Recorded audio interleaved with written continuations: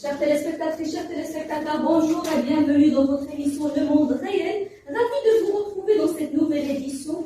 On est là pour communiquer, débattre et surtout dévoiler des sujets d'actualité qui défraient la chronique en long et en large. L'actualité de ce jeudi est un sujet houleux qui n'est autre que le conflit des générations. Et bien sûr, comme à l'accoutumée, nous allons recevoir des personnes compétentes, chacune à son domaine, afin d'échanger et de partager avec nous leurs idées à ce propos. Mais avant de les recevoir, chers audience, je vous propose de suivre un reportage contenant un mini-micro-trottoir. Ne zappez pas.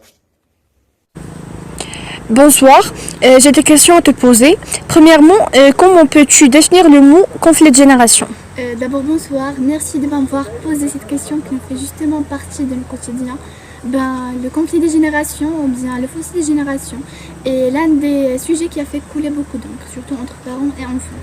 Et puisque la différence des préceptions, des conceptions et des prises de position et surtout de génération peuvent se transformer en source de conflit. Et puisque leur génération diffère totalement de la nôtre, ou autrement le mode de vie adopté par nos parents et nos grands-parents est bien différent du nôtre. Dans la mesure où jadis il n'y avait pas de la technologie, ils ont été des personnes conservatrices, mais par contre aujourd'hui on voit que la technologie a conquis le monde, voire elle a modifié notre mode de vie, notre habitudes et nos manières d'aborder les choses à cause de son évolution ultra rapide. Et voilà. Et pour en parler plus, quel est le dernier malentendu que tu as eu avec tes parents? Je me souviens très bien du jour où j'ai regardé une vidéo sur YouTube d'un enseignant qui était en train d'expliquer une leçon que je l'ai trouvé difficile. Soudain, j'ai entendu mon père qui s'est mis à me blâmer sous prétexte que je dois chercher dans des livres au lieu de regarder ces genres de vidéos. Car à leur époque, il n'y avait ni Internet, ni YouTube, ni rien. Et pourtant, les étudiants ont été plus réceptifs que les étudiants d'aujourd'hui. Et je me souviens aussi du jour où ma maman m'a entendu en train d'écouter ma musique fétiche. Et bien sûr, elle a commencé à critiquer la musique d'aujourd'hui, comme quoi une musique inutile, une musique qui n'exprime rien, c'est juste des futilités. Contrairement à la musique de leur génération qui impliquait une sagesse éloquente et un sens élevé avec des mots plus raffinés et bien sûr de sens qui méritent d'être écoutés. Et bien sûr, ce n'est que l'envergure de ce que j'ai eu l'habitude d'entendre. Et pour dire vrai, le scénario est vécu par la majorité des jeunes de ma génération et je n'en fais pas exception. Je retourne à notre plateau, mesdames et messieurs. Je tiens à vous rappeler le sujet de cette édition, qui est un sujet inévitable, peut-être interminable, qui est le conflit des générations. Et bien sûr, avant de commencer, je tiens à remercier vivement la Numéro Akamia qui a accepté de filmer et paraître avec un bon plaisir. Merci énormément, Laura. Revenons à nos mots, comme disait le français de Molière, et laissez-moi, mesdames et messieurs, vous présenter les convives pour cette soirée qui m'ont honoré par leur présence. À ma droite, respectivement, Amal Hassina, une psychologue, qui va plus tard nous donner son avis sur ce qu'on vient de voir sur le reportage, n'est-ce pas? Bien sûr. Ahmed Sada, un spécialiste, qui va justement nous parler d'une phase très critique du développement humain qui est effectivement l'adolescence. Youssef Laassi, directeur d'une maison de retraite, et son assistant Pierre Marton, vous faites partie de ceux qui veillent pour assurer le confort, autrement dit, régénérer le sentiment du bien-être et retracer le sourire chez ceux qui ont été délaissés malheureusement par leurs enfants et du jour au lendemain, ils se sont trouvés dans votre maison de retraite. Merci infiniment pour votre effort. Ensuite, Madame Elani, une professeure de français qui va plus tard nous parler de certaines expériences qu'elle a vécues avec ses élèves qui font partie justement d'une génération qui diffère totalement de la sienne. Bonjour. Ensuite, Mme Georgie, directrice d'un pénitencier. Il y a plein de choses à discuter, on va y revenir dans un instant. Et enfin, Zine Saoudi, une jeune de 17 ans, qui a pris son courage à deux mains et a accepté de venir pour nous raconter une partie de sa vie personnelle, plus précisément sa relation conflictuelle avec ses parents. Bonjour Zine. Le commencement sera avec toi, Amel. Je veux bien savoir votre évaluation, bien votre avis sur ce qu'on vient de suivre sur le reportage. Alors, on peut conclure que le conflit est une relation d'opposition entre deux ou plusieurs acteurs dont l'un compte à dominer le champ sur lequel elle se rencontre avec l'autre. Elle a été juste un échantillon parmi beaucoup de personnes, bien sûr. Et maintenant, la question justement qui s'impose et que j'adresse à toi, Ahmed, en tant que spécialiste, est la suivante. Qu'est-ce qu'un conflit des générations? Des générations, un conflit de générations différentes. On peut ajouter les jeunes adultes. Et tout le monde manquait par des préjugés mutuels. Le conflit de génération écoute des valeurs différentes ou de conflits d'intérêt. Là, c'est un exemple de conflit de génération. Cependant, je trouve que les politiques pour le sujet sont les parents, du moment qu'ils ont déjà l'écoute et le trouver améliorer différents, ils ne voudraient pas que leur enfant la vive pour une autre fois. Donc, le compromis de vos paroles que les parents ont tort. Les parents et les enfants doivent faire un effort pour ajuster la relation entre eux. Effectivement, parce qu'on entend souvent des parents qui se plaignent de leurs enfants et vice-versa. Cela veut dire que chacun pense que sa position est la seule meilleure et raisonnable. Et comme tu viens de signaler, Amal, chaque côté doit fournir comme un effort pour ajuster la relation et fonder une relation saine dépourvue de conflit. Maintenant, passons à toi, Zineb, pour nous parler de ton problème quotidien, sans le dire avec tes parents. Alors, mes parents sont nés dans les années 60 et moi, je fais partie de la génération 2000. Bon, c'est à vous de voir la grande différence d'âge. Cela signifie que les objectifs sont différents ainsi que les croyances, les principes et les styles de vie. Et cela peut occasionner bien de mots au sein de notre famille, tels que les chemins du matin jusqu'au soir, des polémiques et même des controverses. Et pour dire vrai, cela a impacté profondément sur mon état psychique. Au point que j'ai pensé au suicide à maintes fois. Non, c'est incroyable. À ce point-là, tu as même songé au suicide. Oui, à maintes fois. Mais pourquoi tu es choquée? J'ai l'habitude de recevoir bien de personnes qui ont déjà pensé à se suicider. Donc c'est normal pour moi. En effet, cette opposition entre les jeunes et les adultes est de plus en plus violente au temps du progrès, d'identifier les actes comme la délinquance, le décrochage scolaire, les ignorances, la drogue, le tri, et ainsi de suite. Il a annoncé que le nombre d'enfants arrêtés en 2021 a atteint 1224 enfants, auquel s'ajoutent 3300 enfants aux situations très difficiles déplacés dans les centres de protection de l'enfance la même année. Tout à fait. Maintenant, revenons à toi, Zineb, pour nous continuer ton histoire. À l'âge de 15 ans, l'âge de l'adolescence, j'ai vécu le plus mauvais moment de ma vie. Mes parents ont des opinions opposées aux miennes. Chaque jour, ils doivent critiquer mes choix. Chaque jour, ils ont eu l'habitude de débattre sur mon style, soit de musique, soit de vêtements, n'importe quoi. Durant cette période-là, je ressens comme si je suis prisonnière. Oui, parce que les gens qui peuvent le faire aussi, sont comme la famille. Et on a fait ce projet en bibliothèque, et ce qu'on a changé après. Le fait de sortir, de m'emballer avec mes copains était carrément interdit. Sous prétexte que j'invite la fille qui a terminé de vingtaine, doit rester chez elle, ne plus côtoyer les garçons, et ça m'a fait mal au cœur. Eh bien, ils ont raison. Ce sont tes parents, ils ont le droit de te surveiller et de s'immiscer dans tes affaires. Mais est-ce que tu peux côtoyer les garçons en fait? Je vais vous raconter mon histoire afin que vous me compreniez. J'ai tout simplement demandé de sortir de temps à autre dans un groupe de classe, par exemple pour pique-niquer, pour pratiquer le sport, ainsi de suite. Mais en général, les parents doivent être conscients que leurs enfants font partie d'une génération qui diffère totalement de la leur. Et bien sûr, ils doivent être open-minded, mais bien sûr dans des limites, afin de fonder une relation saine avec leurs enfants. Je suis tout à fait contre ce comportement pour plusieurs raisons.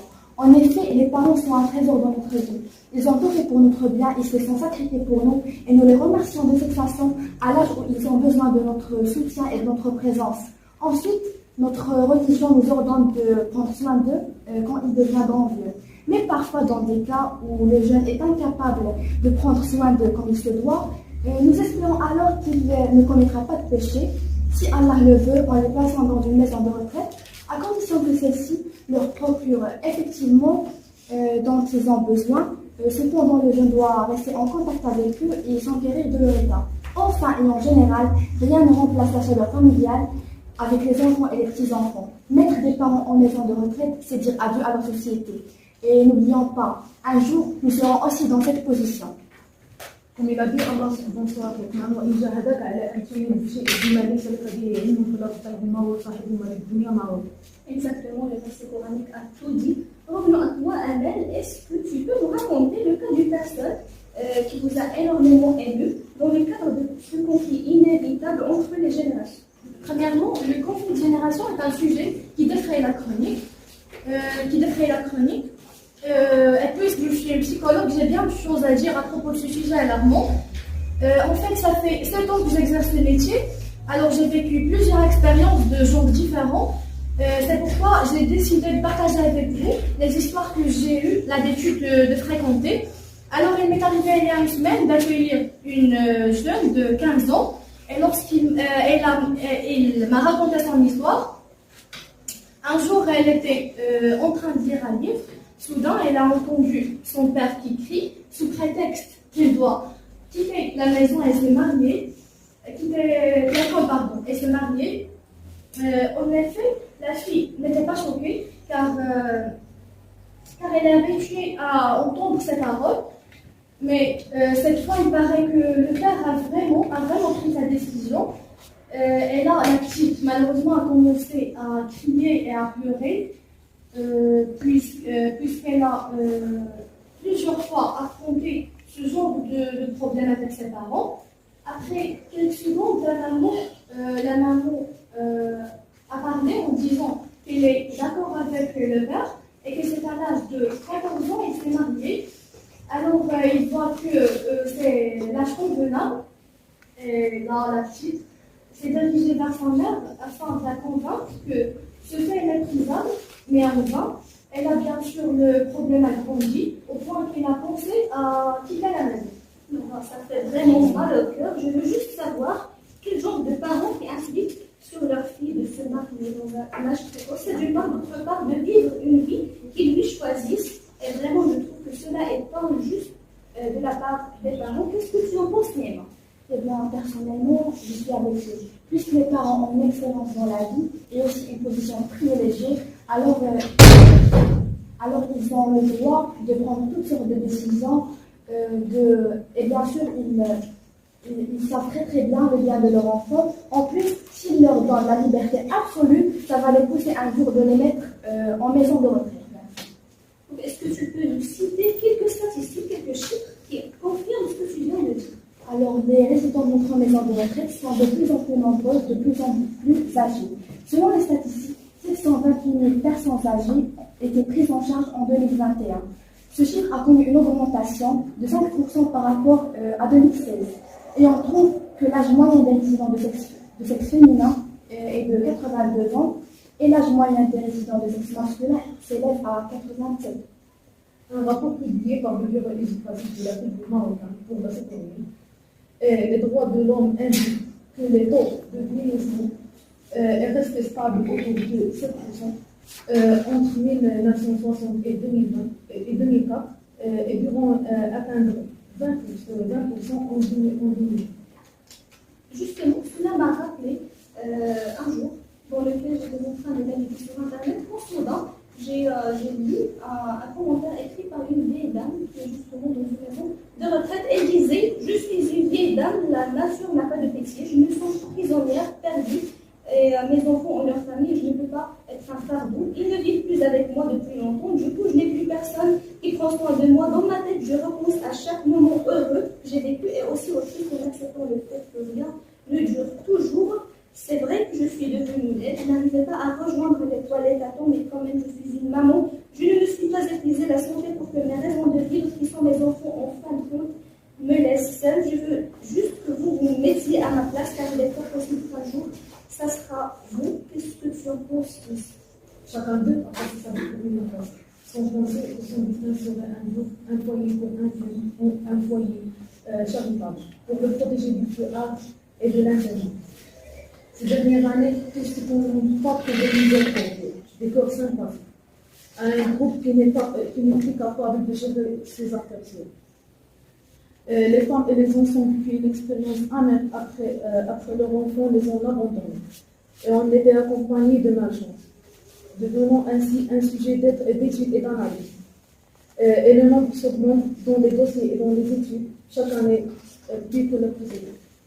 Et cela a été justement évoqué par le grand réalisateur Branchki dans son film Bas Walidine, puisqu'il a mis l'accent sur le conflit entre parents et enfants. Et lorsque ce dernier atteint le paroxysme, les enfants trouvent que la solution la plus raisonnable et la plus fiable, c'est le fait de poser et de jeter. Ça fait mal au cœur de jeter leurs parents dans une maison de retraite. As-tu une intervention, Ned? Alors, ça vient peut-être que les autorités des parents ou leur négligence sont de mauvais traitements qui constituent une menace pour l'enfant. La majorité des délinquants emprisonnés font des références, font référence à des problèmes familiaux, le manque de dialogue ou le discours intimidant crée chez l'enfant un désir illimité de la liberté. Rejetant tout conseil, on commence. Par conséquent, l'enfant quitte la maison, ce milieu constitue et agit en devenant victime et proie, placé aux expropriations, et que la drogue, le crime est bien évidemment se retrouve entre l'épaule de la crise. Je connais plusieurs camarades qui ont souffert de cette expérience. Madame, je ne suis pas encore arrivée à l'histoire, mais c'est vraiment choquant. Alors revenons à toi, Zineb, avant l'histoire pour me choquer davantage. Mes parents ont été sûrs et certains qu'ils ont raison, et moi également. Alors, chacun de nous se pose la même question. Pourquoi cette obstination? Pourquoi cet entêtement? La question à laquelle je n'ai encore pas trouvé de réponse. Jusqu'au jour-là, je n'ai rien pu faire. Nous n'aurons jamais sans bon. Chaque jour, nouveaux problèmes.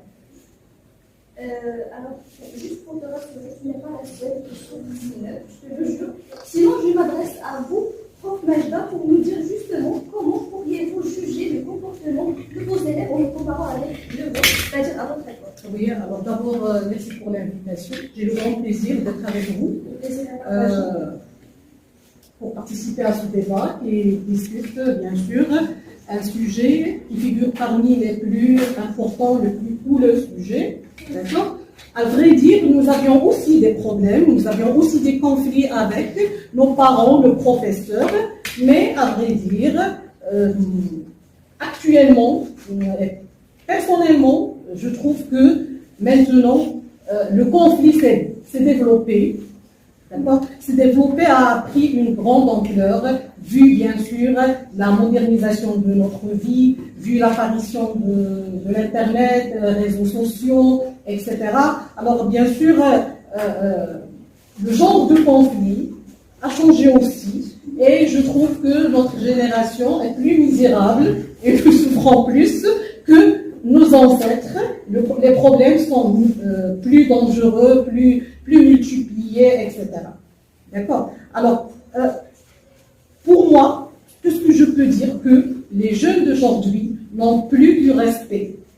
Ils ne respectent plus, d'accord? Alors, je leur reproche le non-respect, je leur reproche l'insolence, d'accord? Je leur reproche la décadence morale, et je leur reproche aussi